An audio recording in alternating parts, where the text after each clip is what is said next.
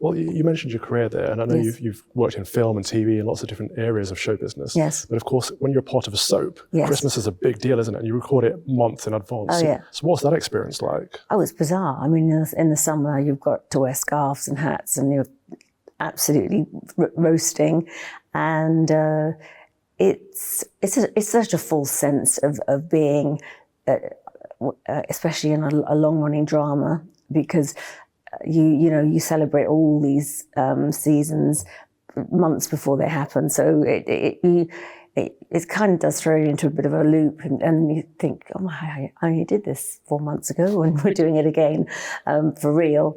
But that's just part of the job. Yeah. And you've talked about how important your faith is, how important you see Christmas as.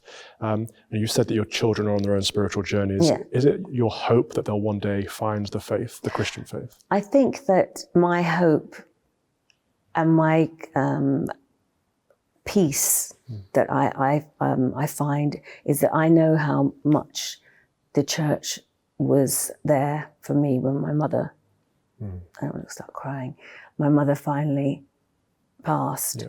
And it was, we were getting my eldest son, baptized the following week. So she passed away on the 18th of December, and on the 20th, it was my son James's christening, which she was adamant about, and because you've got to get that baby baptized. He won't go to heaven, and all that crazy stuff that gets said around religions and everything. But she, like I said, she was a very devout person.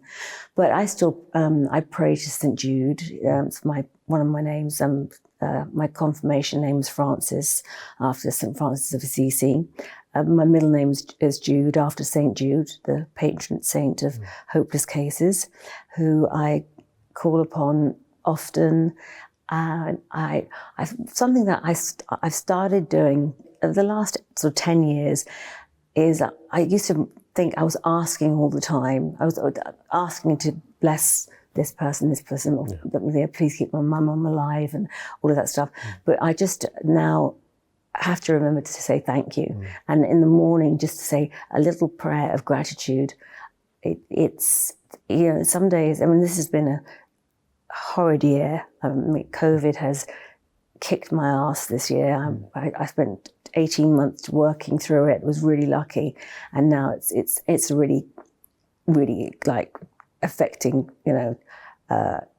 it's affecting everyone, I think, really, really badly now. And so this lends us to perhaps a more, a simpler festivities and the sense of family, and the prayer that we don't have to isolate, and that people are able to see their loved ones. But I think it's bringing it back to its bare bones, and that's not such a bad thing.